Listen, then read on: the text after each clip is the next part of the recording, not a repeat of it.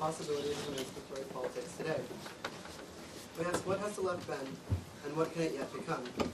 Through our public fora and journalism, we bring together various tendencies, groups, and individuals to host the absent but necessary conversations about the death of the left to consider its possible reconstitution today. At Goldsmiths, we host weekly coffee breaks on Mondays from 5 to 6 p.m. at 35 Cafe, just around the corner from here, inside the building. And the weekly reading group is on Sundays from 1 to 4 p.m. in this building in room 257. So please feel free to take, and also please feel free to take copies of our free open submission journal, the Platypus Review, which you can find at the table over there. And there's also some copies of your literature as well. So this weekend, and yours free as well. It's all, is yours free? Yeah. It's all free there. So this weekend, we are hosting our 4th European Conference, as I said. And you can pick up the full schedule for the conference over there, which I highly recommend. But just to give you a brief introduction to what we have on, tomorrow morning we start the events at 11 a.m. with a panel on the housing crisis, or capital, or on the question of housing crisis or capitalist crisis, anti-gentrification on the left. A second panel on Marxism and feminism, and our closing panel on what is the future of socialism. So tonight, this is our opening plenary of the conference, discussing 50 years of 1968. For half a century, 1968 has represented the high watermark of social and political transformation, a year of social upheaval that spanned the entire globe, ushered in by a new left that sought to distinguish itself from the old left that emerged in the 20s and 30s. The monumental events of 1968 set the tone for everything from protest politics to the academic left. Today, with the U.S. entangled in a seemingly endless war in Asia, people calling for the impeachment of an unpopular president, with activists fighting in the streets and calling for liberation along the lines of various...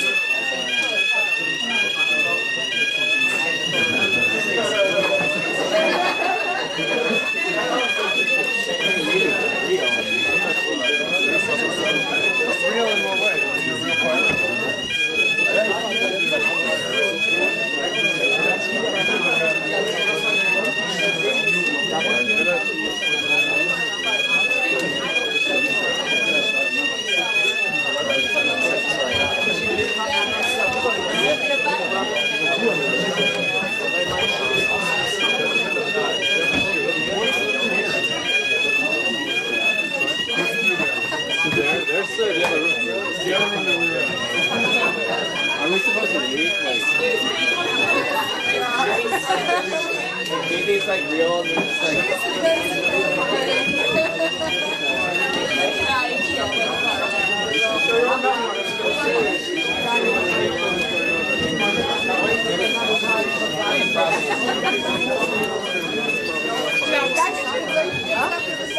Yeah, of course. No, no, yeah. Maybe it's a real part.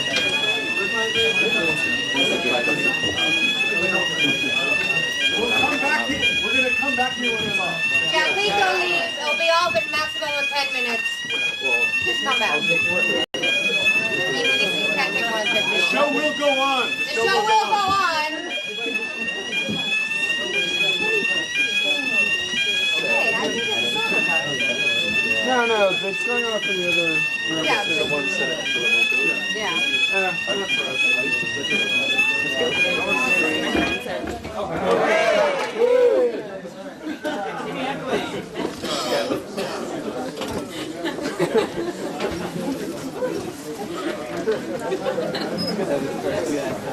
Yeah, because it's like not really a point, right?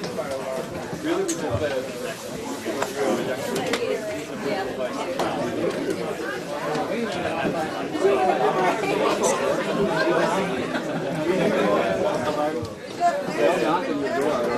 yeah, oh, you pretend not to be there. That's not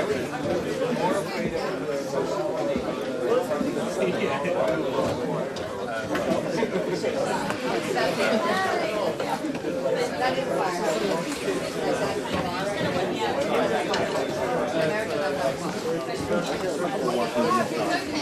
No, they cut the face set it off, which is strange. They were like, sorry. Well, I don't think they did set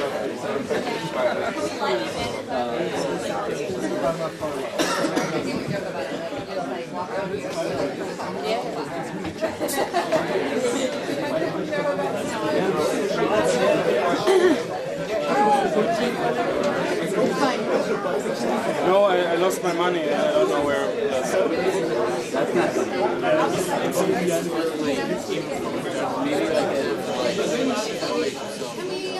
Can we get started again? Thank you very much. Okay. From the top. I'm gonna read the description over again. The recorder on? Is the recorder on? Yeah, I don't think it turns on. Sorry. Anyways, for half a century, 1968 has represented a high water mark of social and political transformation, a year of social upheaval that spanned the entire globe, ushered in by a new left that sought to distinguish itself from the old left that emerged in the 20s and 30s. The monumental events of 1968 set the tone for everything from protest politics to the academic left. Today, with the U.S. entangled in a seemingly endless war in Asia, people calling for the impeachment of an unpopular president, with activists fighting in the streets and calling for liberation along the lines of race, gender, and sexuality, the left's every attempt to discover new methods and new ideas seems to invoke the memory of the political horizons of 1968. We can perhaps more than ever feel the urgency of the question, what lessons are to be drawn from the new left as another generation undertakes the project of building a left in the 21st century? Discussing this theme tonight, we are pleased to have Robert Borba, who is a member of the RCP USA. To his right, Judith Shapiro, 1966 LSE PhD in economics, who returned to the Department of Economics in 2005 after an odyssey including 2 decades as a revolutionary Marxist, leader of the Spartacist League, and an advisor to the Russian Ministry of Finance. To her right, we have Jack Conrad, who is a member of the Communist Party of Great Britain and a regular contributor to its paper, The Weekly Worker. And to his right, we have Hillel Tekden. He was born and educated in South Africa, studied at the universities of Cape Town and Moscow, is a lecturer and reader in the Department of Soviet Studies, was a lecturer and reader, was? Anyways. Either way. Of Soviet Studies and professor of Marxist Studies in the Center for Socialist Theory and Movements, and editor of Critique Journal of Socialist Theory since its foundation in 1973 to 2016. Okay, so those are our panelists. And to begin the conversation, we've asked the panelists to give some opening remarks responding to the following questions in 2 registers. 1, what did you think in the 1960s? And 2, what do you think is possible now?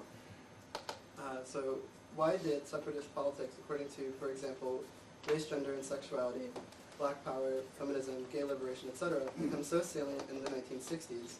What was common to the movement that transcended these diverse struggles for self-determination?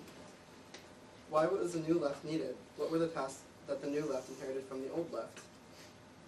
What was the relationship between the labor and students' movements? Is a labor-student alliance needed today? How is the U.S. role in the war in Vietnam understood in relation to other social and political issues? Did the shift from the civil rights movement to the anti-war movement change the possibilities for progressive politics? The new left pinned many of its hopes on the alliance of the student left and the labor unions. With right-to-work lawsuits like Janus versus AFSCME, pretending a potentially fatal crisis for American labor politics, what social forces do you foresee becoming instrumental for the future development of the left? It is said that those of you participating in the 1960s movements thought you could have changed the world. How was this change imagined? And how did the efforts in the 1960s go or succeed? The panelists will have 10 minutes to give their 10 to 12 minutes to give their opening remarks, after which they will have 5 minutes to respond to each other before we open up the panel to questions. So we'll just go down this way. Starting with you. Yeah. Okay. I'd just like to clarify that I describe myself as an advocate of Baba Bacon's new synthesis of communism and a supporter of the Revolutionary Communist Party. So what are the lessons of the struggle of the 1960s for young people who want to change the world today? Well, I'd start with be realistic, demand the impossible. Nothing was sacred for the rebel youth back in the day, and tradition's chains came under attack everywhere. As masses of youth began to challenge mainstream politics, even the personal became political. So you changed the way you wore your clothes and hair. You listened to a different beat. Women stopped shaving their armpits and legs. Eating brown rice became a political act. As Bob Dylan sang, the old order is rapidly aging, the times are changing. One of my first protests, 1968, the Vietnam was raging. Hundreds of thousands had been slaughtered by the U.S. war machine. I was a long-haired, vaguely anarcho-pacifist. Up to our peace protest walked a Vietnam vet. Hey man, I've been to Nam, and you're a traitor. Those Vietnamese are killing us Americans. Well, which side are you on, Robert? It was one of the few advantages of living in the imperialist Death Star itself.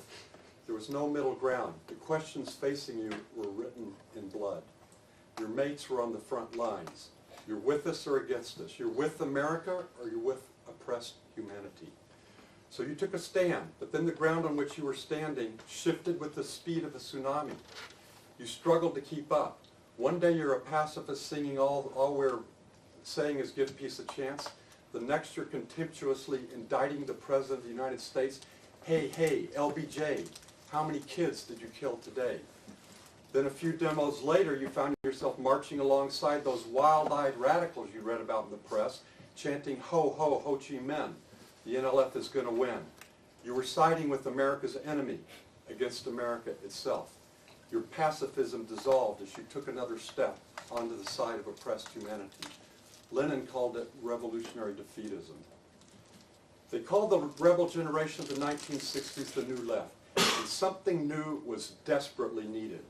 What was called the old left, the Trotskyists and the great majority of the world's communists, had long since made their peace with the capitalist system.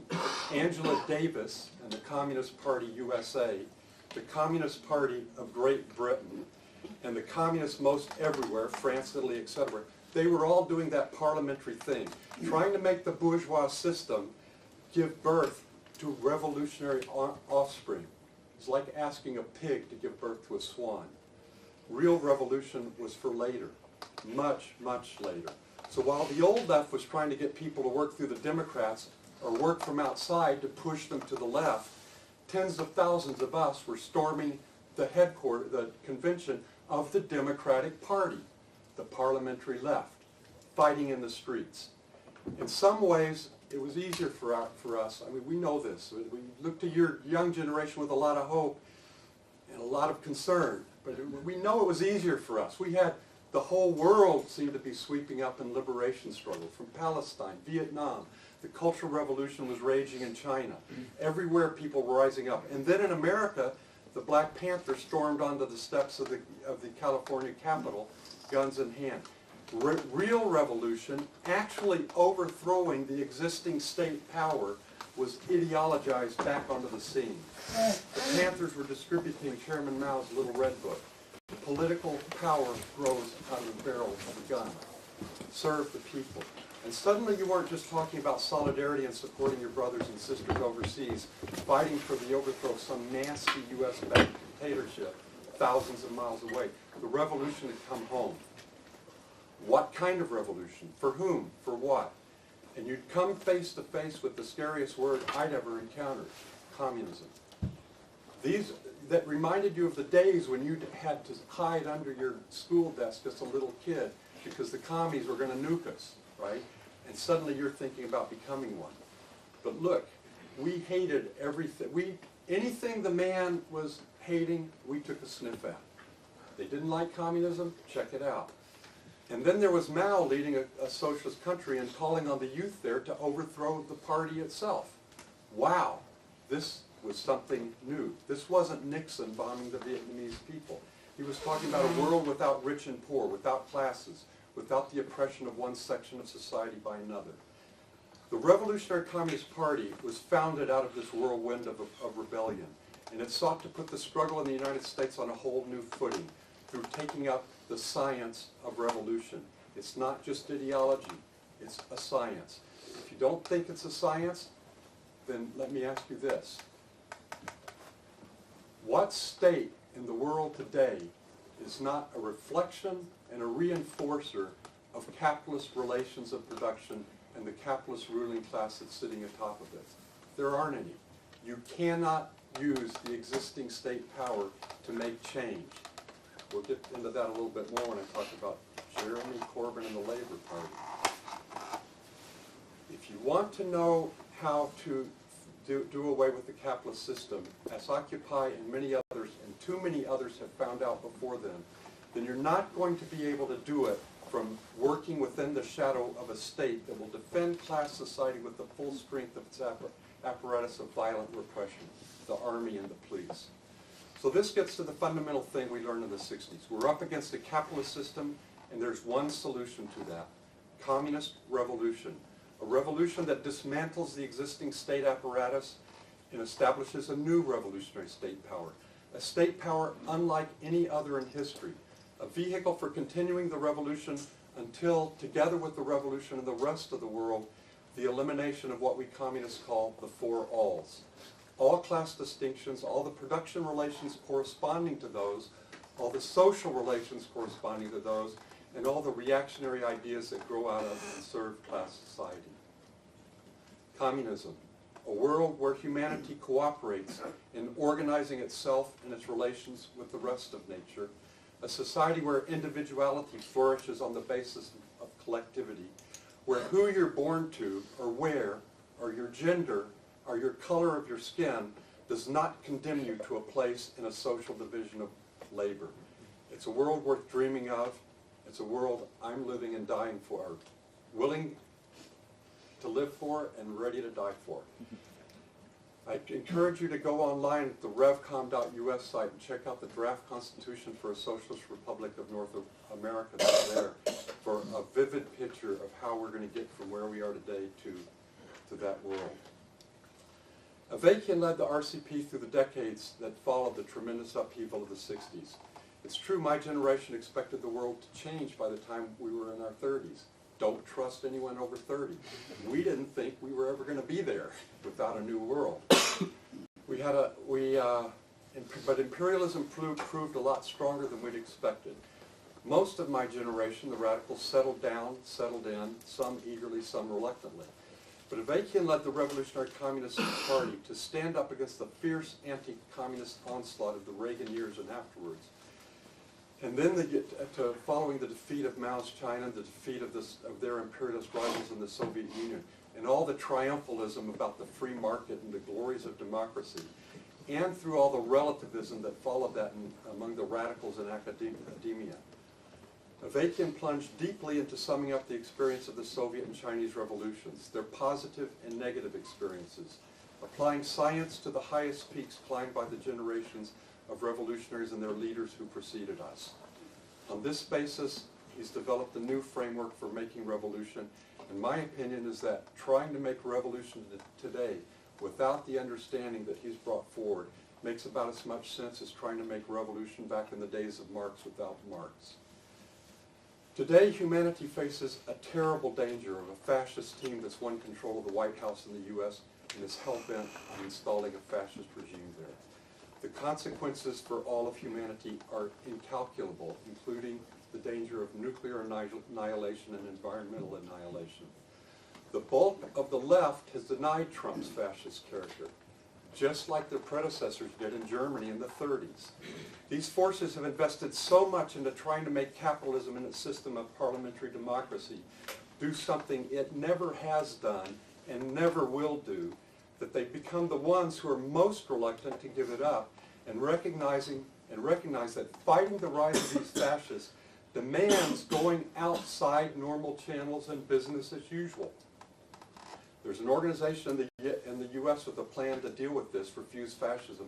I'd encourage you to check out its website too. So to conclude, young people, rise to the unprecedented challenges facing you with steadfast determination to defeat the looming threat of fascism in a sweeping, irrepressible ambition to do away with everything reactionary and oppressive so that future generations do not have to face what we're facing today. Malcolm X used to say, we have a generation of young people today who don't give a damn for the fact that the cards are stacked against them. You need some of that utopian spirit and fearless rebellion. There's nothing significant about this world, including the way we humans ourselves are, that doesn't need overthrowing. But more importantly, get some scientific understanding about how to do this. Learn from the great revolutionary thinkers of the past, Marx, Lenin, Mao. But learn most of all from Avakian's new synthesis of communism.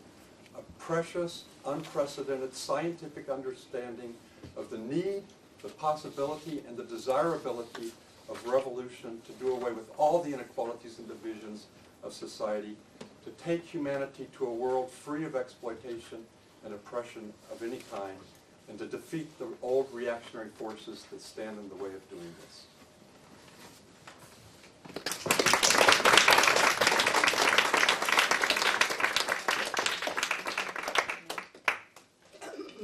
It is with extreme restraint that I'm going to give my talk as if that talk didn't happen.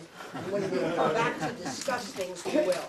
I did not realize when I agreed to this that I would be sitting next to a member of an organization that brings me back to all the things I used to believe in, because I was in Los Angeles when we used to have to fight physically to be able to sell our newspaper outside the Long March, as it was called.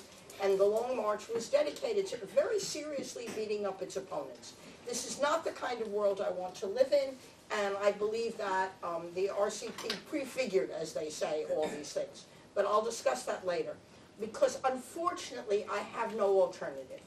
I wish that I was, right now, maybe Hillel will do this better, that I still believed in the things I used to believe in. I still have those values about, and I read them about egalitarianism, a sense of camaraderie, the things we are here today feeling, that we share that kind of value about what a better world will be.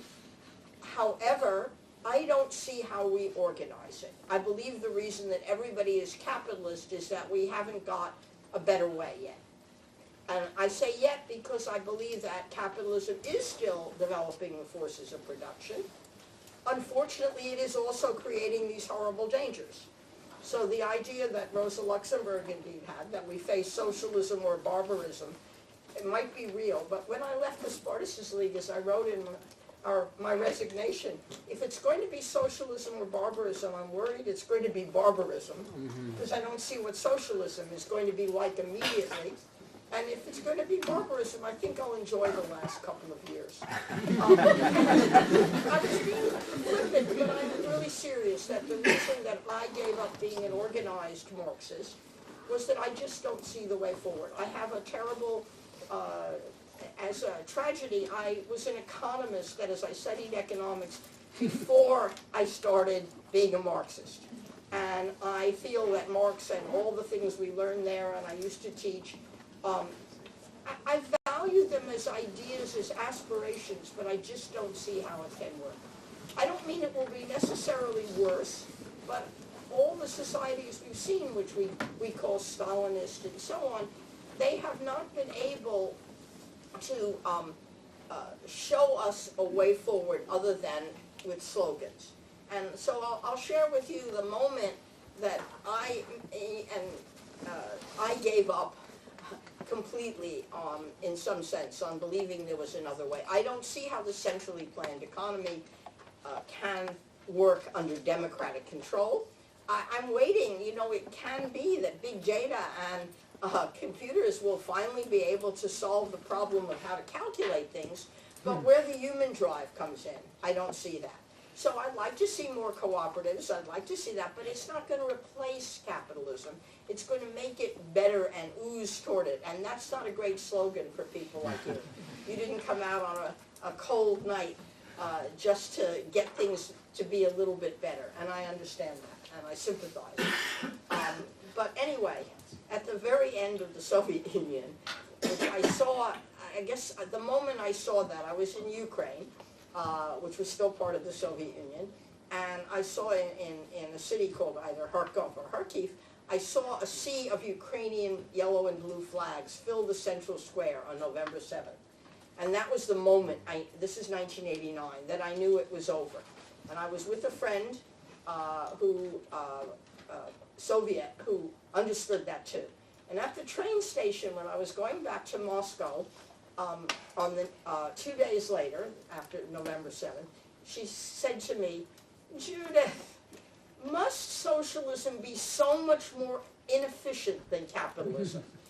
Because if it was only 15% more inefficient, it would be worth it."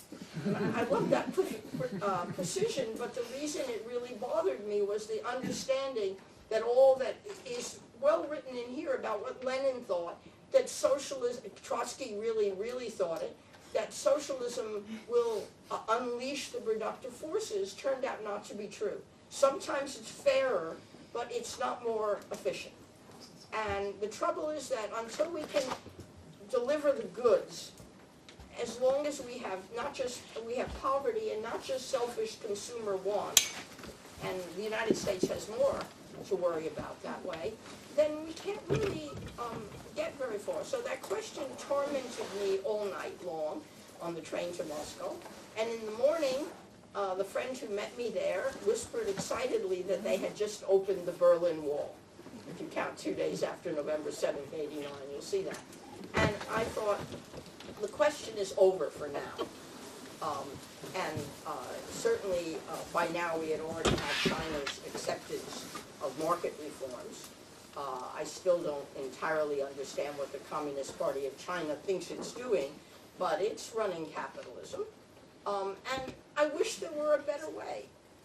I've read everything that Platypus has to say, and I really salute attempting to answer these questions. But to me, just like the talk before, they seem like slogans to me.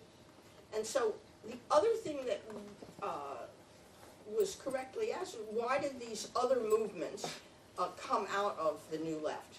Now, some of them, identity politics, in my opinion, was part of a defeat. That is, that's what there was. Some of it happened during the course of events. So 1968 is something we've seized, like 1989. We like to have a year we can think about. It's not my memory, I'd like other people to share it, that 1968 was the only year, or even the high point, except for France. And so it's much more a European take, which I appreciate. I happened to be in the United States then, that 1968 is that radiant year. It's really a whole 60s epoch, and in the United States what mattered, but never seemed to have affected the RCP, was that the American working class, about 2 years after that, began to express its opposition to the war, its opposition to racism, which it hadn't done. So one of the tragedies and lessons to me was that the take of people in the United States, and to some extent Britain, was that the working class is finished and it is just imperialism. So in the words of a future RCP member when I was in SDS, life isn't going to be so good for the American working class under the dictatorship of the third world proletariat. And that was really the view that some of the sectionalism gave rise to. And I don't think that was healthy, but on the other hand, of course, the development, even before the New Left, of the struggle for racial, I wouldn't even say racial equality, but some degree of racial justice, and for women's liberation, were very powerful and important. And women's liberation in part came out of the failures of the New Left, but also the success in understanding that socialism is not just about bread and butter. However, it also has to be about bread and butter. That's what I'm saying. And I want to see how the bread is going to be baked and the butter is going to be put on the table in more detail, because, not because I want to see it, but because I know that if we have another France May 68 or anything like that, people will ask us, right? In the same way that if the Corbyn momentum comes to be the government and then people are dissatisfied and there's struggles, people are going to say, what's your alternative? And it's not good enough for most people. It's good enough for us because we're here. We like doing this sort of thing. That's why we're here. It's not true. It might even be true for thousands. It will not, in fact, move people in that way for millions. And so I really appreciate the Platypus Project in getting people to talk about these hard questions. It also means facing that we don't know the answers, and we are working on it. But we had better work on it harder, and that means more honestly, not by slogans. That's the main message that I've got for you. And I'm really pleased to see all these young people and people my age embracing that. But it's hard work. It's not just fun. But the fun should be there too, because you won't stay a socialist if you don't enjoy it. That's my fun. Okay? If you don't have good parties and you have comrades that you're bitchy about, that was what destroyed the Spartacus League, was it was no fun, right? Done over, right? And that was a unique Spartacist way of doing it. They still do it, but they're not the only ones, right? The purges and the splits and so on. So I think it's very important that you build something that's open and respects other people's points of view. And I'm going to do my very best on the person on my left about that, because I appreciate that he spent his life believing that he's fighting for socialism. Thanks very much.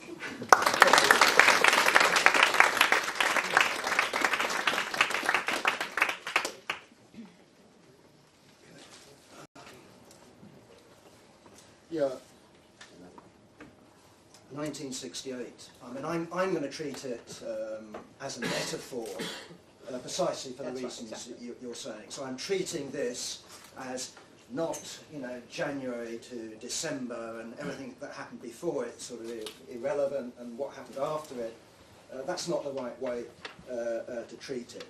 So if we look at that whole period, as someone who came into politics, as someone who's very young who came into politics at that time, I have to say that I, of course, took it all as absolutely normal.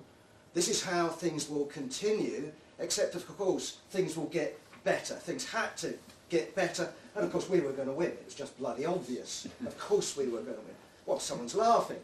Of course, it's easy to laugh now, but this is what certainly I felt. And in terms of what was going on in the world confirmed that. You couldn't find anything, anywhere, or almost anything, that wasn't undergoing radical change. So in terms of looking at the future, as someone who was very young at the time, it gave me huge courage. I was on the winning side, and I was prepared to give my life for that struggle, and I devoted myself to that struggle ever since, in spite of the fact, of course, I was hugely wrong. The fact of the matter is that the system that I called socialist wasn't a socialist, and that's, of course, something that was, I would argue, is definitively proven by 1989, 1991. If one doesn't go back from that situation and re-examine it, I think you're a bit of an idiot. Nevertheless, the fact of the matter is that in terms of what was going on in the world in the late 1960s, everything was in turmoil. Everything was being questioned, and there seemed to be radical forward movement. I'm not quite sure myself what exactly you mean by the new left as opposed to the old left, because certainly the sort of people I came across, as well as official communists, the people I came across were, Maoists. I don't know if they're part of the new left. They seem to be quite old left to me in terms of what they look back to. If you take Trotskyists that I came across, like Fred there, I mean, his tradition went back. I didn't mean old in that sense, Fred, but exactly. But in terms of where it looked back to, it looked back, to Karl Marx, Lenin, Trotsky, and that's where their organisations came from. I was vaguely aware of some new left, maybe in academia, but to me what you had is the organised left, with a huge number of different various factions. So again, I mean, this is just my sort of little notes, trying to memorise what the hell was going on in 1968. Obviously there was Vietnam. That's something I saw every night on TV. and I took the same decision in that sense. I had to sympathise and identify with the oppressed. I found myself not being able to take any other stand. What was going on in Africa? Africa was in turmoil. Blacks in America, there was turmoil. The women's movement. I don't know whether my memory is right or not, but in Britain they used to have something called the Miss World contest. I don't know if this was 1968, but again I'm using it as a metaphor, where the women's liberation movement came along and started bunging flour, you know, like, what do you call them? Packages of flour onto the stage. My dad was appalled. I was absolutely, totally delighted and watched the next year's Miss World on the basis of it's going to happen again. Unfortunately, I presume the security had increased. Nevertheless, there was absolute turmoil. I mean, it's again just worthwhile remembering, again, I'm not quite sure specifically of the date, women in Britain weren't allowed to take out insurance when it came to, you know, running a car, either without their husband or their father. That gives you an idea of the sort of world that existed in the late 1960s. Students have been mentioned, and again, you know, I certainly remember the LSE, the occupation in Britain. School students should be mentioned. I was a school kid. There was something called the Schools Action Union established, and in terms of schools there were strikes on the basis of being led by radicals. That does tell you something about how deep radicalisation went. Youth, music, drugs, sex, that's also important in my view. Gays, the fact that people who were homosexual were actually demanding equal rights, that was significant. And also, I think, and this should absolutely not be forgotten, what was the working class doing at that time? What I remember, in terms of the TV and the radio and the mainstream press, wildcat strikes. And what we had, yes, is increasing living standards, not given to us by capitalism, but gained from capitalism through militant class struggles. It's interesting, if you look back to the 1940s and the 1950s, how low strike statistics were. Why? Because most strikes would last 10 minutes, quarter an hour, half an hour, and workers won their wage increase that way. It didn't make it onto the books. But what's going on in the late 1960s, as well as an upturn in radicalisation, what there is going on in terms of the long boom is a spluttering. Capitalism is visibly running out of energy and is visibly going into crisis. And certainly in Britain, and I'm not going to talk about Europe at the moment, in Britain what we saw is a Labour government try to introduce legislation to stop the power of the trade unions. It was introduced by someone who used to have a left-wing reputation, Barbara Castle. She produced something called In Place of Strife, and what we had is political strikes, mass political strikes against that legislation, and that legislation lost. And again, using 1968 as a metaphor, pushing it a little bit, in the 1970s, when the Tories introduced that legislation, people like the Dockers made that legislation inoperable. 5 Dockers deliberately got themselves arrested, and workers throughout Britain came out in solidarity with them. That was the 1960s to me. Right, I don't know how many more minutes I've got left. I think like 1 or 2. 1 or 2, okay. Well, exactly. Should we then look back with sort of, they were the days, they were the marvellous days and all the rest of it? No, because what happened is that the left drew the wrong lessons about the 1960s. What the left drew the lesson of is all we need is action, action, action. All we need to do is fight them on the streets. Let's forget all the old left. Let's forget even about the working class. All of that stuff is passé. All of that stuff doesn't need to be remembered. And, excuse me, that's my phone. Excuse me, sorry. Ignore it, ignore it, ignore it. I will ignore it. There we are, sorry. So yes, 1968, there are lessons there to be learnt, but I don't think that the left has actually learnt those lessons today. And I think I'll finish with that.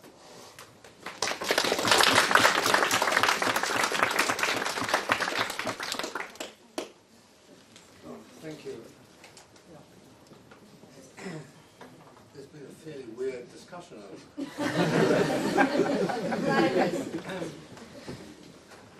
I don't know, I seem to have had a fairly normal political upbringing in the sense that I came from a country, South Africa, a town, Cape Town.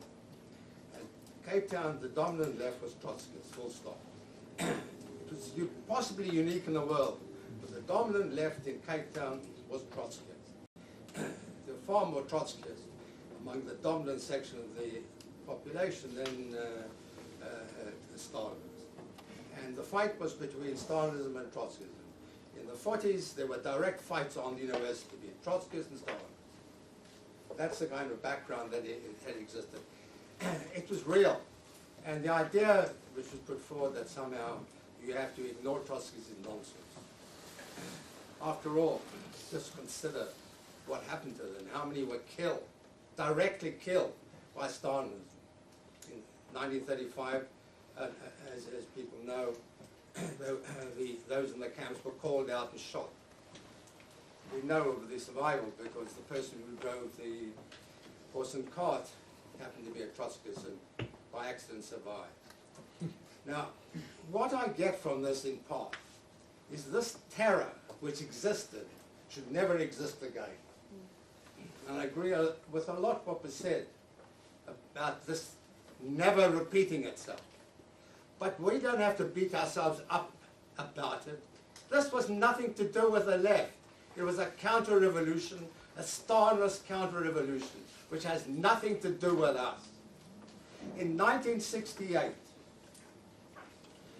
there was a clear change going on. Stalinism was in trouble for the first time, really in trouble.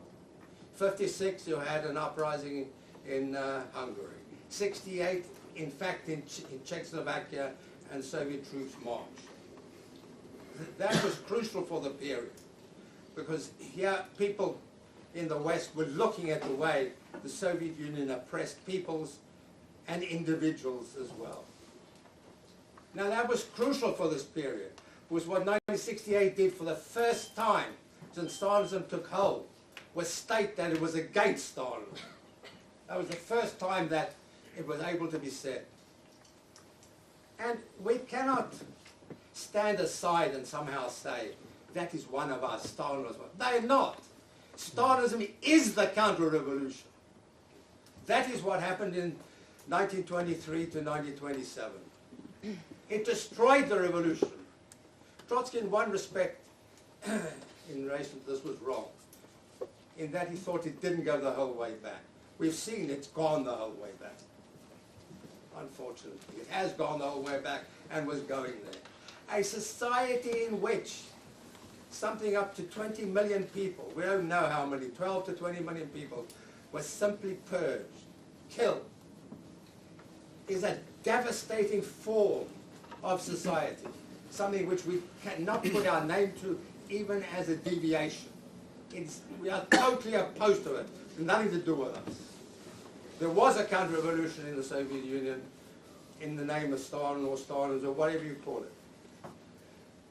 I come from South Africa, but as was mentioned, I went not only to Cape Town University, but to Moscow University and to Kiev University for a short time.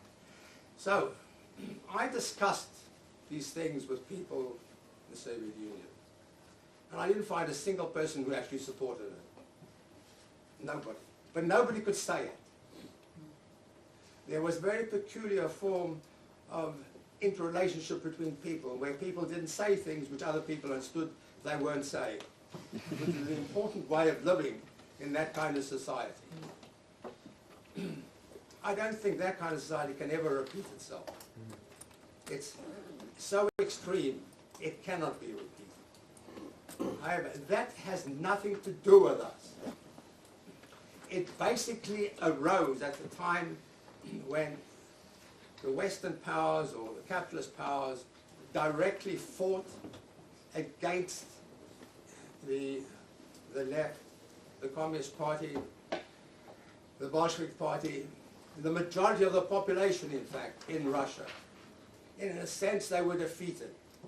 If you look at what was done, the sanctions applied, the absolute starvation they went through in this period, it's not surprising that effectively there was a counter-revolution. That is what happened. That has nothing to do with us. We don't have to put our name to it. We don't have to say that has to happen. It doesn't have to happen. The fault didn't lie with the perpetrators, the so-called, of the October Revolution. The October Revolution is the greatest event that had occurred in mankind for thousands or tens of thousands of years, opening the way to a genuine civilization. Now, we've heard that socialism is impossible because there's basically no incentive. But that was never the viewpoint of people who were Marxist or the left. What was Marx saying after all? That they have to build a society where a large number get killed, where a few people stand on top, where a few people know what to say, and the rest must say nothing. Or alternatively, people can talk, but they can't change anything. Everybody has to work hard, except the people on top. What's that going to do with socialism? Did they really think they were building socialism in Russia? Of course they didn't. And you can read the texts which say wonderful words about socialism. Do you really think that the people in charge at the time, from Stalin down to Brezhnev, really believed that? In my experience, simply speaking to people in Russia at the time, I lived there for almost 5 years, I didn't find many socialists. Didn't find any, except one guy who had survived the revolution, who had been jailed, put into prison, and managed to escape, if you can imagine, and lived the rest of his life underground. He continued to believe it. But of course he had nothing to do with Stalinism. So, what's the incentive? The incentive, just consider what Marx said about socialism.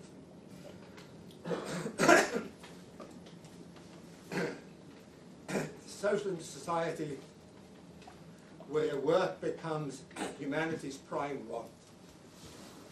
That's quite different from what people have been saying here. Is that possible? Is it possible to have work which people enjoy, on which people want to perform in order to develop themselves or to help mankind, and they enjoy doing it? Is it possible to have that? Quite obviously, yes, because it already exists. Most people don't do that, but a minority do. Otherwise, we wouldn't have science at all. Clearly, that is the case. Now, that's the definition given by Marx. Is it possible? Well, we're talking of automation non-stop nowadays. Of course it's possible over time. It's not here now, but it's possible over time. Is it possible for people to help one another? Do people never help one another? Do people not understand the necessity for cooperation? Of course they do. To the extent that they don't do it, they're less than human. Everyone thinks that. But it's the nature of society built on competition that says no. We all have to fight one another in order to make society better. It's a contradiction in itself and it's absolute nonsense. It's true that in a backward period of human history, we needed competition in order to drive the society forward. What is actually happening is society is becoming more and more socialized. That is the argument for socialism. It's got nothing to do with a revolution or a power of a gun. That's stupid. It's absolutely stupid to talk of the power of the gun in terms of socialism. The point of socialism is that the society itself requires a more and more interrelated, socialized form. And we're seeing it all around us, except it's developing slower than we would want it. After all, what is education? Did they have education in the first century? Yes, but very little of it. Today, how many years do you not spend in education? And it's provided by the society as a whole. Of course, there's a certain section which is deliberately privatized, as in Britain. 7%. You get it in Britain, reflecting the attempt to stop it effectively. What we have is a direct clash between the social forces which are trying to force society towards a much more human, socialized form, and those who are against it. The capital class, of course, is against it. Just look at what's been happening this period. We've had mentioned the whole question of 1968 and the change which took place after it. As I see it, the ruling class was forced to concede after the war for a period of time because it was too weak. We had full employment. Is full employment inherent in capitalism? Of course it isn't. They returned to unemployment. They had to return to it. John mentioned a number of aspects of it. What had happened because of their concessions was the working class, that's the majority of the population. The working class, after all, is all those who sell their labor power, which today, the majority are, in fact, white-collar workers. So the majority of the population were demanding not just higher wages, but more control. That is what's meant, in one way, by talking of socialization. Increasing control by the majority, by all, in fact. That, in fact, when you go to work, it's not somebody standing above you, commanding you, but you all participate in command. But that is happening anyway. The force of these demands is coming through. Obviously, if all you ever do is vote occasionally, you don't do very much. It has to go right through the society, so you have control from below. But that is, the demand for it is there all the time. It's an automatic demand, which is pushing itself through. What has happened is a counter-revolutionary movement. Partly what had been happening as a result of the reforms after 1945, and part of the direct action which took place at the time of 68 onwards. And to a degree, the bourgeoisie has been successful. We look at the level of privatization which now exists in Britain. We have a crazy situation where even the prisons are privatized. The extent of privatization is unbelievable. In an earlier period, a conservative like Macmillan would regard it as stupid. But this is what's happening. It's a counter-revolutionary movement. On the other hand, of course, what we have to have is the working class. That's the vast majority of the population coming and opposing it. But in principle, it is doing it. It doesn't have an instrument at the moment. That is true. And I'll just finish by saying, the one aspect which I think is there all throughout, through all of us, is that there appears to be no instrument. There is no one party. There is no apparent direct force which can sweep away the bourgeoisie and bring the new society into being. But I don't think we should be that pessimistic about it.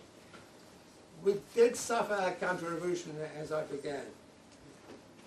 It has been lessened to a greater or lesser degree, by the death or the dying of Stalin, which has been absolutely crucial in maintaining this conservative aura. So I think we can be optimistic about the fact that the society itself will compel us to form a new party or parties in order to change the society. And when we have it, it will be a human one. It's a human party, which puts freedom of speech right at its center. Thank you.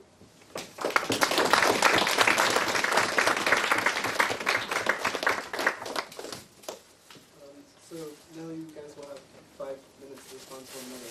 I think we'll just go back down the line again. Okay. Look, you know, imagine that the slave owners in the South had won the Civil War in America. How do you think they would teach history? Oh, look at those dirty Northerners and all the stuff they wanted to do. They wanted to free these slaves, and they created all kinds of horrors and so on like that. The way history would be taught would be profoundly different. That's somewhat analogous to what has happened to the history of the proletarian revolutions. They were defeated, it's true. The idea that somehow you're going to rise up in one insurrectionary wave, transform everything about society, and we're all going to live in the kind of communist world that I tried to describe, that's not going to happen. It's going to be a difficult, one of the key lessons from the first wave of the communist revolutions is it's going to be a long, difficult, protracted battle in which you're going to have, the only thing I would possibly agree with about some of the other speakers is it's going to have to be characterized by a lot more ferment, dissent, a leading core of a communist vanguard that's got to enable the kind of criticism that did not take place in the way it should have in the first wave of the communist revolutions. But look, your generation is being taught as if that was one unmitigated horror. And unfortunately, some of the other panelists are repeating that. It's much more complicated than that. Look, 1949, you know what the average life expectancy of a Chinese person was? 39 years. 39. Hundreds of millions of people dying at an average age of 39. What did the Mao and the revolutionaries do? 25 years later, it was 72. Now, is that a profound change in the lives of people? For the first time, mass starvation that had plagued China for hundreds of years, it's eliminated by the party leading the masses to transform their society and build a self-sufficient agriculture. There were mistakes made along the way. But look, when the bourgeoisie tells you that the lights were turned out in these socialist societies, you got to think of this. The biggest transformation of the biggest bringing of masses of people into primary education and teaching them to read and write took place where? Where do you think that took place on the planet Earth? It took place in China in the 1950s and 60s. That's where it took place. Hundreds of millions of Chinese peasants learning to think. Now, that is the most important aspect of turning out the light. Now look, there were problems of turning back on the lights for human creativity. Now there were problems, I think there were, and we can discuss those. And I encourage you to go read Chairman Avakian's works on this that go deeply into the questions of how can you have that communist vanguard that's fighting to lead society forward against tremendous odds. I mean, the Soviet Union was basically fighting for its existence for most of its life. Did people know how many people died in World War II in the Nazi onslaught? 25 million out of a population of 160 million. 1 out of every 7 people in that country was killed. I spent substantial time over there too, okay, and talked to a lot of people about it. They have very difficult summations of that. It's not clear to them. They don't have, you know, you had a party that went bad, that became thoroughly revisionist, thoroughly capitalist, and Czechoslovakia was a big wake-up call. But look, here's the other thing. It's a little, you guys might not see, but I see when I listen to the other panelists, I hear exactly what we were up against in the 1960s. The old left sitting there telling you about reformism. Political power grows out of the barrel gun. How stupid. Oh yeah? Tell that to the Panthers who died fighting for revolution. Tell them that was stupid. We learned that when you go up against that bourgeois state, it is a capitalist dictatorship. If you succeed in moving against it in any serious way, they drop the velvet glove, and they drop the velvet glove, and they come out with the iron fist. That's what they do. okay? They do it, most of the time we see that around the world when they go up and they slaughter tens of thousands of Chileans because they dare to want to nationalize the copper mines. That's what you see. But look, go study the history of Mai 68 in France. Okay, look at what the Communist Party of France did over there. The rebel youth rose up, they shook the streets of Paris, and the communists called, they sabotaged the whole movement of support against that. De Gaulle had to flee the country, the radical threat was so heavy. And the goddamn Communist Party, all these reformists that are like sucking up to the parliamentary system, sat there and weighed in on the side of the bourgeoisie and crushed it. It was very difficult to figure this out. I mean, look, when we started out as revolutionaries, what did we have? What kind of understanding do we have? The understanding, go back to the Comintern, the Communist Party. Could we learn something from that? But look, that Communist Party was sitting there with bookstores all over America. What were the names of their bookstores? Does anybody know? The Communist Party of USA? Bookstores all over the country. The Jefferson bookstores. The Lincoln bookstores. I mean, Jefferson? A goddamn slave owner? They marched in the May Day marches with the red flag in one hand and the stars and stripes in the other. The stars and stripes that stood for the slaughter and oppression and plunder of hundreds of millions of people in war after war after war. You have to figure out these lessons. Internationalism or nationalism. Are you going to, workers' control is gradually growing? Oh yeah? What do you think Trump's going to do about that? You really think that the workers are going to gradually, spontaneously get more and more control of their factories in the age of Trump? You're going to get a very rude awakening if you think that and try to act on that. You're going to find out about the dictatorship of the proletariat and political power growing out of the barrel of a gun. You're going to find out about it in a very hard and brutal way. So we need to learn these lessons. I really encourage you to go back and look at some of Avakian's things, the way he sifted through that first wave of revolution. You have a party that's not leading in the same kind of monolithic way that, yes, the Stalin Party had a lot of those tendencies, and we've got to do better than that. You have a state power that's encouraging and welcoming, and not only welcoming, but figuring out ways to institutionalize the liberation of dissent in the society, so that you get a society much more characterized by moving towards the elimination of inequalities and social divisions and so on, but in a way that's drawing in and overcoming the differences between manual labor and mental labor. The people who've been locked out of thinking, or the proletariat, the ghetto, the brothers and sisters in the ghetto, have been taught to be wage slaves instead of thinking, and participating in the critical functioning of society in the world. So all of that's in there, and I really encourage you to go online, check this stuff out, and rise to the challenges that face you, because they're real. Look, a group that falls apart because it's no fun. Okay, let's have fun. But the greatest joy that you will find in life is not because you feel good about partying with your comrades. It's because you are taking part in freeing humanity from the horrible chains and the wars and oppressions and ignorance that have characterized class society for millennia. That's the greatest joy you're going to find in life if you become a revolutionary.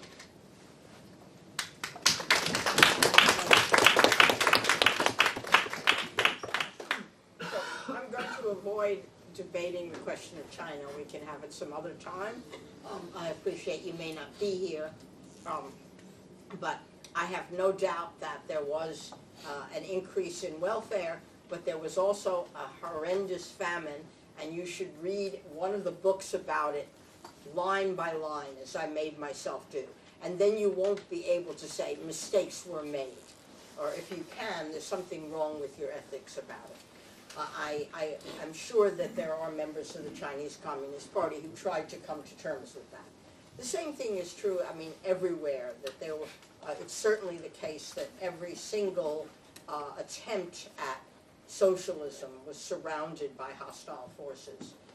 But still, it didn't have very good answers. Now, I want to return to 1968, just to get a little coherence on this, because it is, as we agree, a metaphor. But the defining characteristic now to us, I guess, is the French events. And it was sort of spoiled 10 years ago when we had the 40th anniversary. I remember I saw a student coming out of the lift, and she had a very nice T-shirt that had one of the slogans on it. So I said something about it, and she looked very puzzled.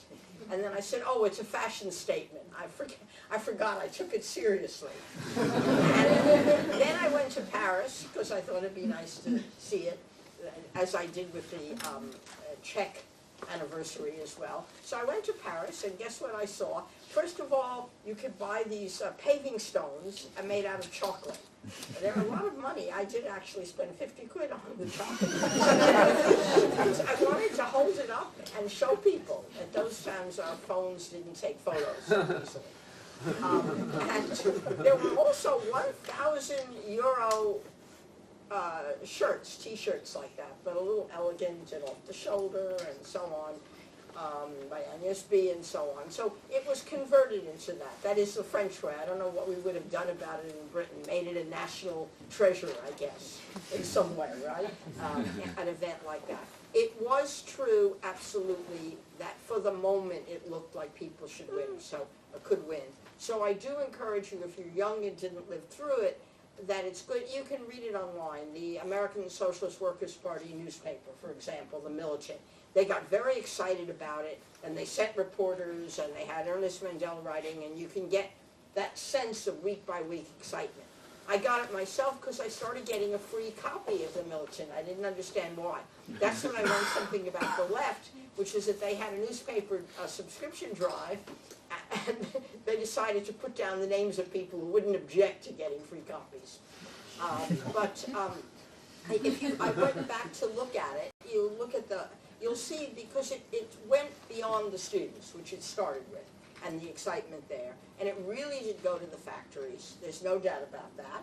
And I was very startled rereading it to see that some of the, quote, sabotage, which was of the Communist Party, which was real, but it had to do with the fact that they focused on getting wage increases for the workers, which were startling, really high. What does that mean to me as an economist? That if they could afford it, and I don't know what happened with inflation there, but if they could afford that, that meant the workers under Gaullism were really being held down. Because if you can have okay, we're sorry, we were insulting, here's a 10%, 20% wage increase. Yeah, 30, that's right, 30, I mean, it was just, that's right, because I thought 10, because that's high, but 30 just beyond my imagination, right? And you get that when you really have held down wages. So that was, and there was that sense, without any coherence to it. But I do remember, and it still affects older people, my French comrades who had been in the Spartacus League, they used to try to explain, they said, you have to understand why we're all impatient. The week we became communists, we thought we would be in power by the weekend. Okay, and it isn't the weekend, and you have to be in it for the long haul. And we haven't got very good methods for that if we think that most people, most of the time, will be revolutionary, right? They won't enjoy the things that you enjoy. And so how to work with people slowly, to educate people over time is very important. And we're not good at that, right? We don't have the patience. It's much more exciting to do the other stuff.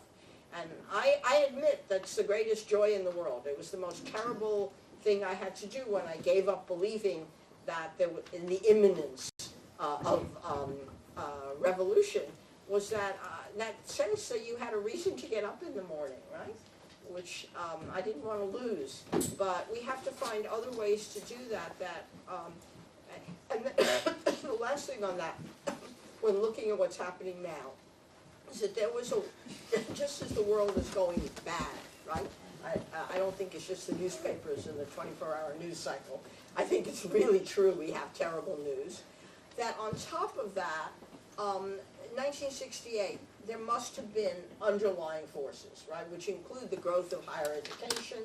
They include, to me, the fact that in the United States, at least, and in Britain, you had something of this baby boom where every cohort, there were more people born, which I will tomorrow talk about when it comes to women's liberation, that you've got a whole bunch of women not getting married at 21 anymore, as they did in the United States.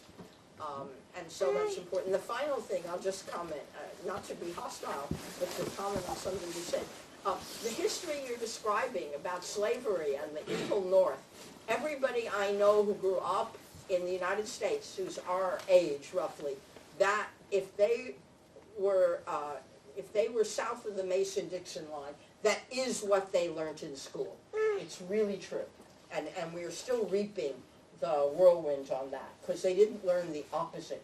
The United States retains a serious historical problem. It's different from everybody else, which is the legacy of slavery. It's the sheer numbers. It is not like Britain. Don't think it's like Britain.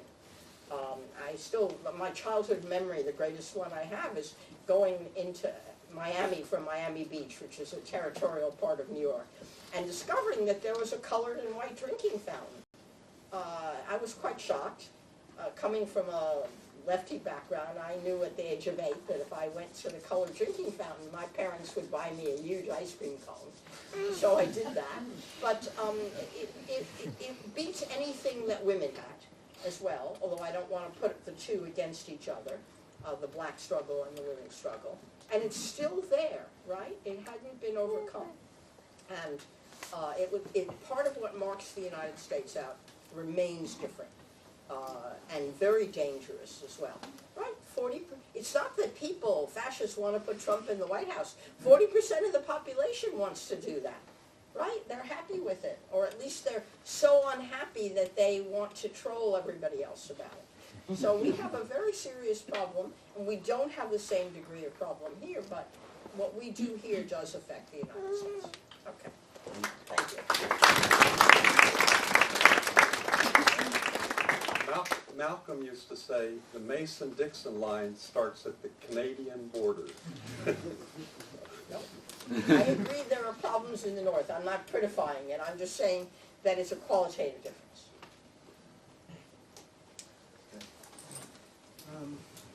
But it's yeah. My turn now. Yeah.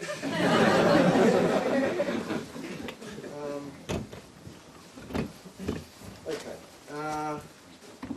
I suppose back to 1968 and the role of the Communist Party of France. The problem I have with, what's the word? They were traitors.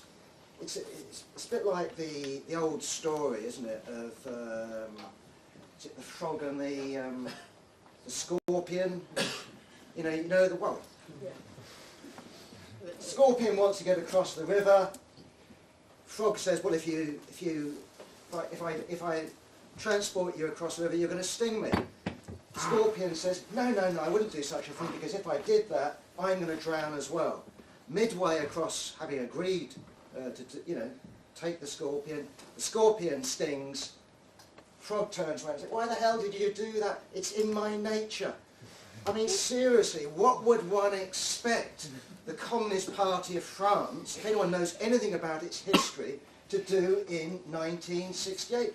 It got huge wage increases. Yes, it did. The idea of that organisation having a strategy for socialism just doesn't understand what that organisation is. It was not a revolutionary organisation. It was not communist, other than in name.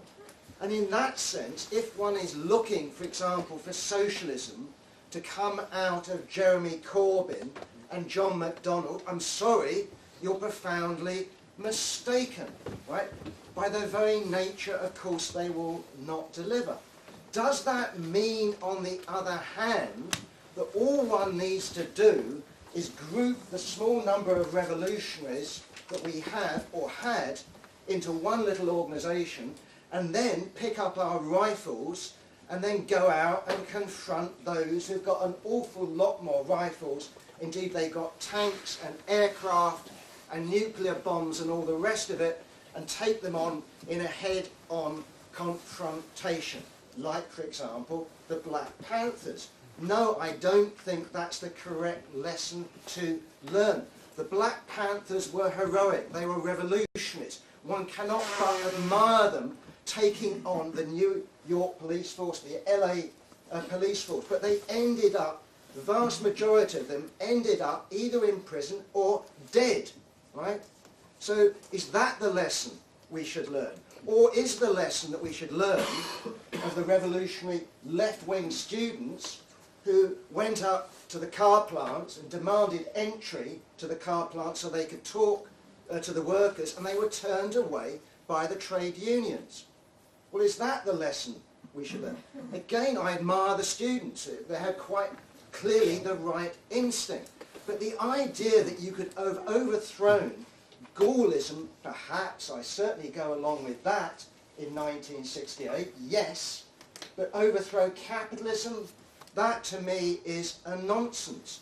And this brings me back to the crucial question. I don't know why you're coming out with this sort of stuff, Judith. You know, maybe you're forgetting your stuff. I don't know. But look, the idea of the October Revolution is that this is the beginning, in a serious sense, of not only the European Revolution, but the world revolution. And any Marxist at the time, and you turned around to them and said, oh, what we're going to do is build socialism in Russia, would have just laughed at you. It's a nonsense. No doubt they educated a whole number of people and taught them to read. But the job of socialism is to liberate humanity. And if we're talking about educating and we're talking about health, quite frankly, you know, I've lived through a period, or my parents have, my grandparents, my great-grandparents, where one could give similar statistics in terms of British capitalism. So what? Of course it's important that people live longer. Of course it's important that people are literate. But the job of Marxists is to lead the working class in a struggle that's realistic, that can actually succeed. And the problem in Russia wasn't that Lenin was stupid, or Trotsky was stupid, or Zinoviev was stupid, is that we lost in Germany. Excuse me. We lost in Germany. It was possible to have a revolution in Germany. It was a gamble to have a revolution, as far as Lenin was concerned, in Russia, but the idea was we spark Germany, and if Germany goes, France will go. Italy. That was the calculation. Now we need that sort of realistic thinking, right? And the realistic thinking is the crucial question of why they thought you could have a revolution in Germany, Italy, France, etc., etc. There were mass parties that were either formally or genuinely committed to socialism. And that is what we don't have now. Just my last point, if I can, in terms of my final minute of my 5 minutes. Hillel says that this has got nothing to do with us. Well, on one level, of course, I have to agree with him. If you take Stalin's purging, the mass killings, this is killing of the revolutionaries, right? On the other hand, it's done in the name of the revolution. And it's done by people who were revolutionaries at one point. And in that sense, that makes our task hugely more complex than it was, because we have got that stain. And one can say, I'm not a communist, or I'm not a Marxist. I don't think that's the answer. What we need to do is genuinely, ruthlessly, right, ruthlessly criticise what went before. Right? That is our task today. In that sense, the ruthless criticism is a process of cleansing our banner with the filth that is attached to it because of the history of the 20th century. So I personally still remain hugely optimistic. On the other hand, I'm well aware of the huge nature of the tasks that we have in front of us. But what else is there? Either we accept capitalism, that I agree with Judith, quite clearly shows all the signs of decay, or we go for a world, as Hillel explained, that is of course not just possible in some remote sense, but is easily realisable if we organise our forces in the way that's appropriate. A mass party that is fully democratic, a mass party that is actually part of the working class, that includes millions of people. It has to include millions of people. It cannot be the work of some sect. That's what socialism is.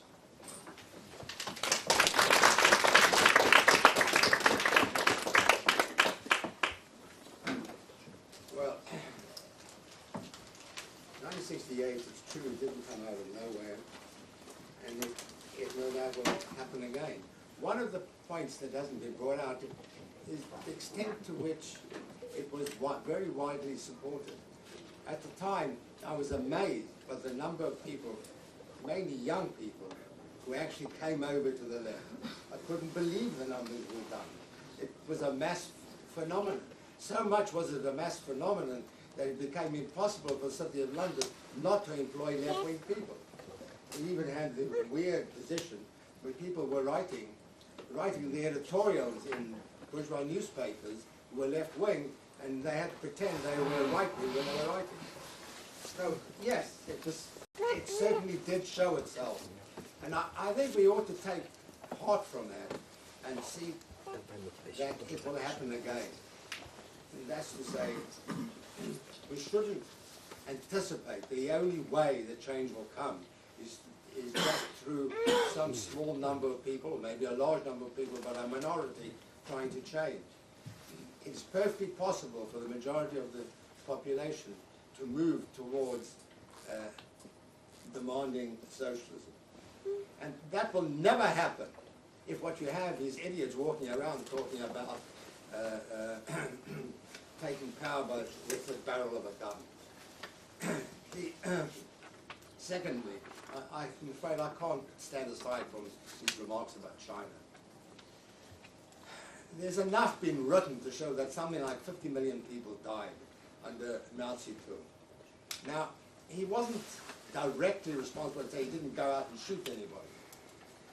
But there is a major problem when you get to a society which is no longer controlled in the way in which previous societies have been. That's to say, there are various structures and democratic forms or semi-democratic forms, or simply a ruling class which does actually rule and control at some level. When the Communist Party of China took power, it took power, and at the head was Mao. He had absolutely enormous power, and hence you had this appalling result of going for a policy which led to 50 million people dying of starvation. There's no excuse for that. I'm not taking the same view as the usual one attacking Mao as some sort of latter-day Stalin. He was different, but that doesn't alter the fact that he caused something like 50 million people to die. We don't want a society where one man or one woman or a few people can cause that kind of result.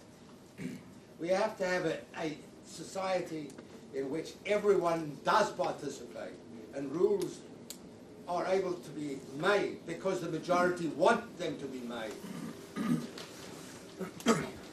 Clearly we don't have it today in Britain. But you certainly don't have it in China today either. The fact is that in China today, the peasantry in general are very, very poor.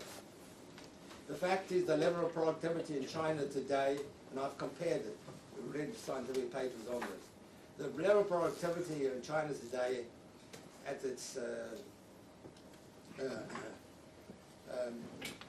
leading edge level is below that of the United States. It's something that you would, of course, expect. Now, in general, it has to be said, and we have to repeat it a million times over, social in one country is not possible. It is no way it is going to happen or could possibly work. The fact is that there is a level of science, productivity, etc., over the world, in which different parts of it participate. The fact is that the leading industrial country remains, well, whatever the conditions, the United States. It's the imperial hegemonic power. It remains that. And what's interesting is to watch the way the Chinese bow down to the Americans. I must say it was absolutely brilliant the way the president of China, when Trump made a few remarks, went over there and dealt with him in a fully diplomatic way, as should happen to any two ruling class emperors. He didn't do it by standing up and saying what an awful person he is, that he is, after all, a billionaire. He's really only interested in himself and his family, whatever. On the contrary, it's all done quietly and to the point. It's hard to call China anything near socialist. It's not. What it is, I don't know. It's clearly, in some sense, a capitalist country because we have competition, we have individual capital. It's true, on the other hand, that practically all important capitals go back to the state. But what does that mean? Does that mean it's therefore socialist, or on the road to socialism? The fact that there is nationalization doesn't mean that anything is socialist. All you have is nationalization. Nationalization is not socialism in itself, or even a step to nationalization. It might be, but it might not be. So exactly what China is, I don't know, I'm not an expert on it, but I can see this, and everybody can see this. To therefore regard it as something which we should copy or whatever is appalling. On top of that, let's just consider Russia and China in terms of nationalism. Both are highly nationalist. Since when have socialists been nationalists? Never. You cannot be a socialist and a nationalist. You may at certain times allow, as it were, a certain degree of nationalism which you don't like, simply in order that you didn't have to make some awful thing occur. In other words, you allow some leeway at certain times. But in general, we are against nationalism of all kinds. We accept that, of course, that where there has been an outside power in control of a national entity, that national entity has every right to overthrow the power. But that doesn't mean to say we support the nationalism in that power, in that oppressed entity. So neither China nor Russia in the past when it was the Soviet Union, or China today in their nationalist forms, have anything to do with socialism. On the contrary, we have to say they are not examples, they are exactly the opposite. Thank you.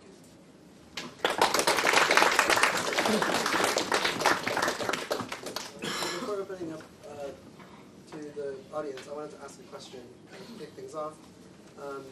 So I'm interested actually in an agreement between the panelists. It seems that you all agree that the new left failed, or that 1968 in many ways failed. So I'm wondering, why do you think that is? And what's the nature of that failure? How is it characterized? Is it a matter of it didn't live up to certain goals that the left used to have? Some of you mentioned the continuity and change from the old left. So is there a change in goals, or is there a change in how we get there? And also, I guess there's a second question that's kind of tied into this that I want to pose, which is, what would it mean to educate a new generation of revolutionary politics today?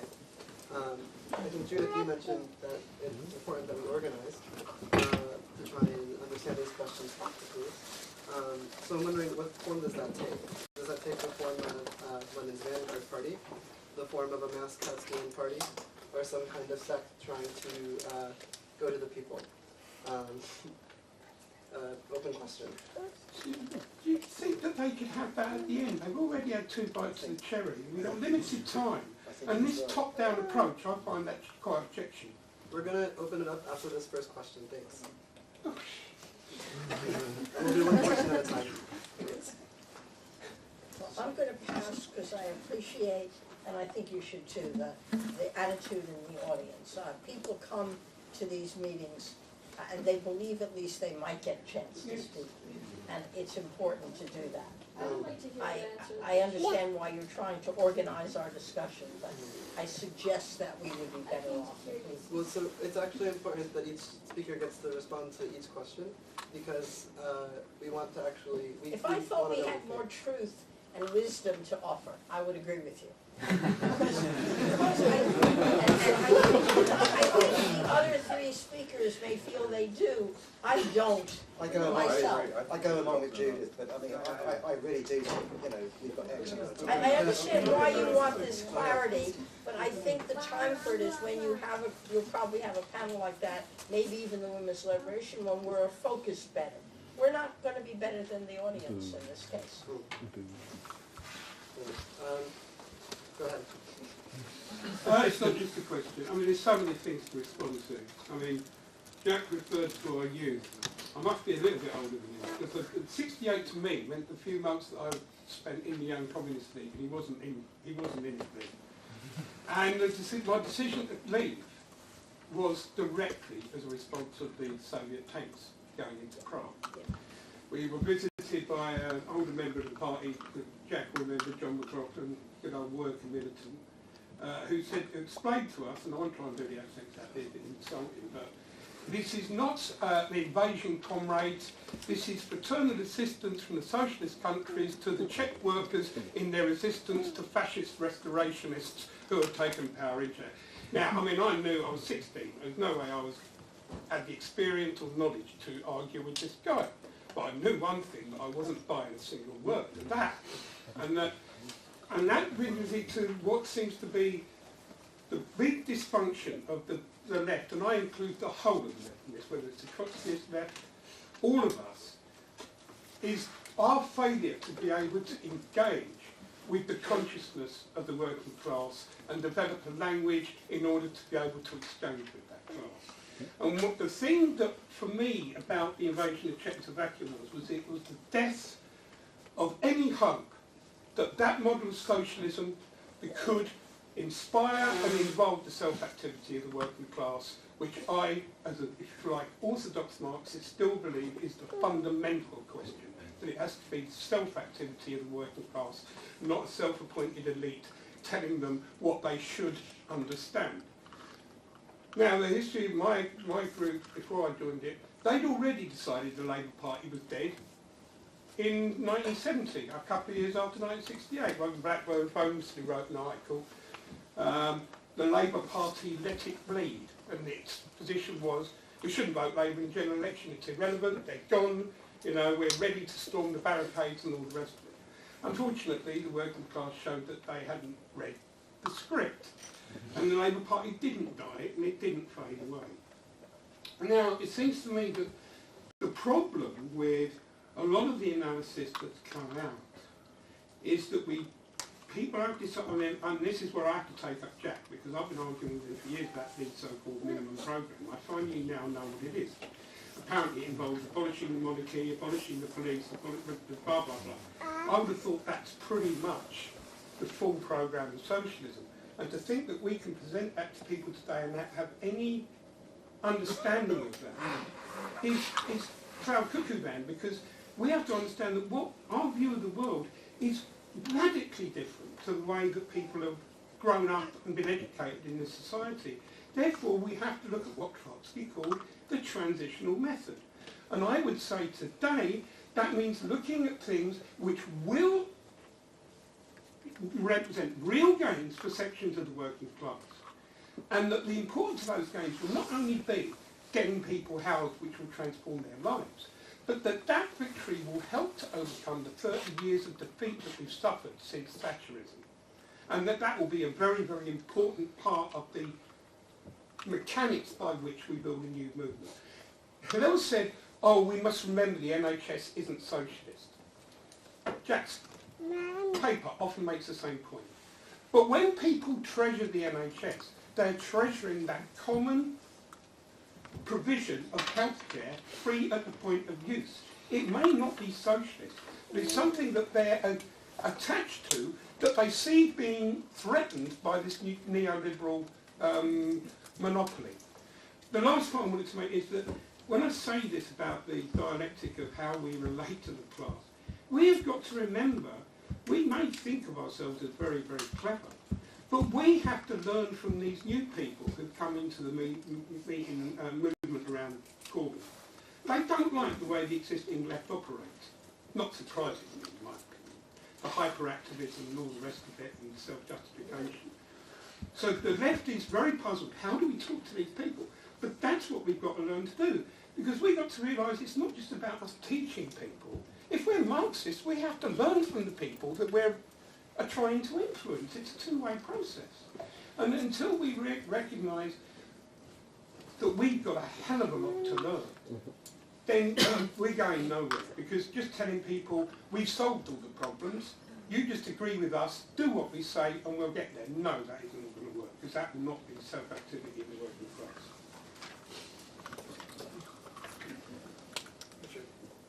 Yeah, so the question of like political power coming from the barrel of a gun was raised. I mean, I think in one sense, obviously it's true that guns are the basis of political power and that the bourgeois state is a repressive. But it's also equally true that in a normal bourgeois society, particularly a place like Britain or the United States, that that's not the basis of the class power of the bourgeoisie. That it's actually the consent of the society, right? I mean, Trump is actually not ruling through concentration camps, or no more so than Obama. And the same thing goes on here. So, I mean, three of the speakers were Trotskyists, and that's a tradition I have a lot of sympathy for, and was a youth member of the Young Spartacist Club at one time. But one of the things that Trotskyism seems unable to account for is its own failure. I mean, there has never really, unless you count maybe the Lanka Sama Samaja Party, which is really a social democracy, there's never been anything close to a mass Trotskyist party. So the question becomes, how is it that one can then have perhaps a correct understanding of the world, and that correct understanding of the world, well, it may be completely correct, only influences very small minorities of people in the society. And I don't think that can be explained purely by repression, or certainly not by the interests of the vast majority, material interests of the vast majority of people. It has to be explained by some other fundamentally psychological or cultural mechanism. So I'd like that to be addressed. And I was just going to point out, I learned today, by the way, when we were reading about the tanks, that there are people in the DSA in the United States who call themselves tankies, meaning that they would have supported the tanks going into Hungary, which Mao Zedong also did. What's the DSA? There's apparently, yeah. You guys want to respond to these two? Well, I don't think that we probably disagree on the question of the Labor Party. You were just giving an example of 68. But I have to agree with the question. We can go back even further. But I myself left the Labor Party the first time in the spring of 1966. I'll give you when the Labor Party had a solid majority, and I'll give you the quote exactly on the motion, which shows you the importance of the Vietnam War to my generation, which is, Her Majesty's government, while in all other ways approving of the conduct of the war in Vietnam, deplores the mining of Hanoi and Haiphong Harbor. Okay, and I still remember it to this day, and reading it in the morning in the newspaper downstairs. So it goes back a long way, and the question of what we do with the Labor Party, which has survived to be the left magnet, I leave it to you. But I tend to agree with that. I also have to agree, and I think it's important, that we're all simplifying, right? That's the problem with a discussion like this. So it's certainly the case that the Russian Revolution didn't mean to be the revolution. I've even written about that. The debate has to be with German experts on was 1923 possible. When I started giving up, then I began to see the other side, you know, and just as you can see the other side, where are the mass parties? I think that if we're looking for mass parties to be like us all the time, every week, and so on, it's not going to be like that. Not even the Labor Party. I bet if anybody here is active in their local Labor Party, tell me how many people are coming every week. I remember what it was like in the various times I've tried dipping my toe in that. It isn't like that, so it's exactly how do we talk to people day in and day out and figure out what we're doing. And I happen to agree on this question of the NHS right now. I never thought I would. That it is what people cling to is not national pride alone, that there is something there that says, we've got your back. And the fear that you don't, there is a group of people that say, you know, stop knocking the NHS, and I worried about that. But I think they're right, that knocking it is part of saying we don't need it. What the NHS needs, I believe, is 2% more GDP, and it will solve a lot of the problems that are excruciating decisions about which lives to save.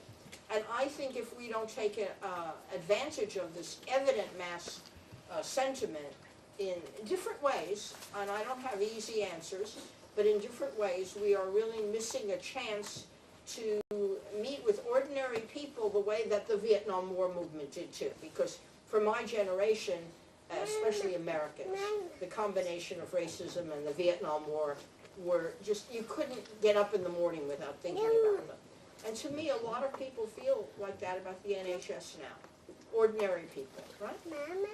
And the movement can be hijacked, but we should be doing something more about it, and which includes having some answers. So, but I think we here have, I mean, I appreciate what you were doing in trying to focus the argument. Sometimes we have good answers. I don't think we do on this platform. I mean, some people may. And I think that the audience has much to say in this case, which is part of the lessons, too, of what we do as a, quote, vanguard, which is, are we really part, and do we put ourselves in the other person's position? So I've appreciated the discussion. I'd like to hear more. Does any of the panelists want to respond to the Other two people will questions? want to say something. I was talking too much as well. Yes. I'm not sure I agree with what's just been said. Okay. Good. It's not our duty to provide the solution.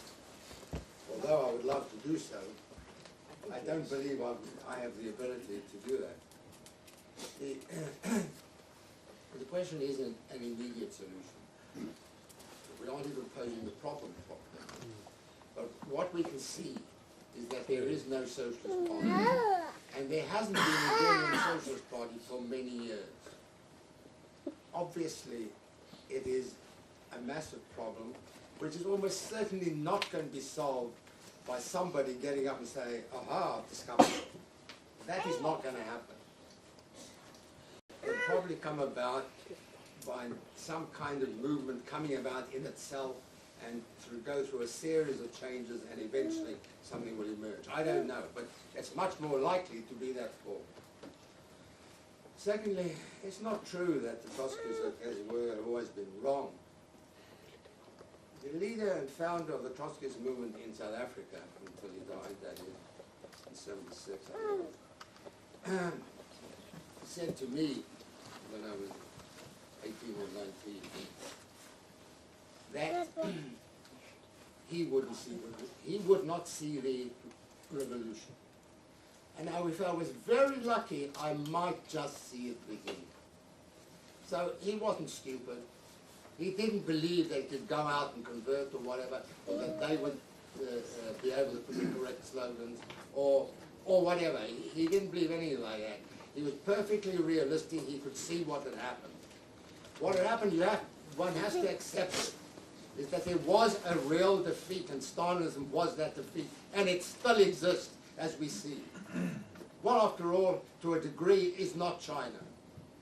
How many people in China can get up and say what they want? Is there a socialist movement in China? No. Is there a social movement in Russia? No. Now, what you're asking for is a socialist movement here. Absolutely. I can't solve it, as I just said.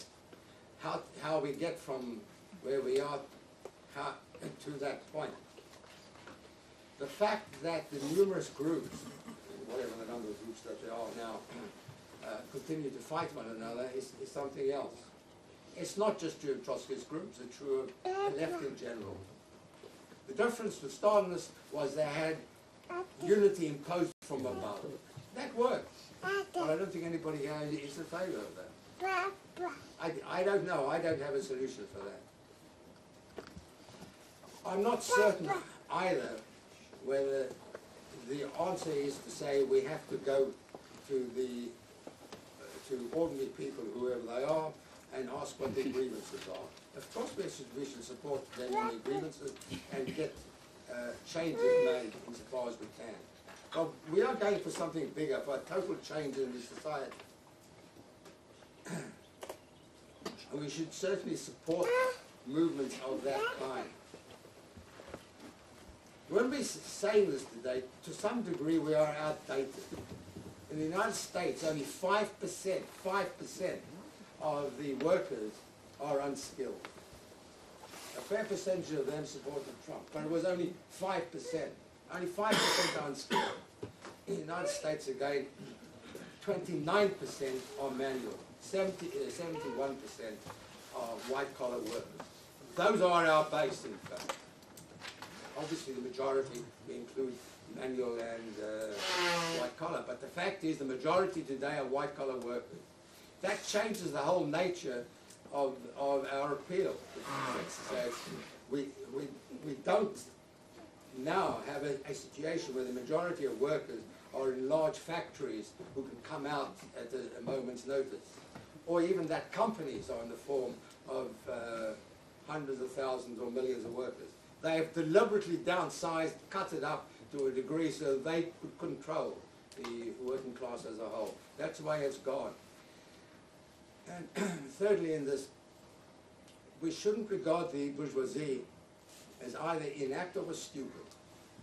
They have a policy, they've introduced a series of modes of action which have had a consequence. It's had a consequence politically on the groups which exist, it's had a consequence on the working class as a class as well. How we cope with that, I don't know. In principle, one needs a party to be able to do that. And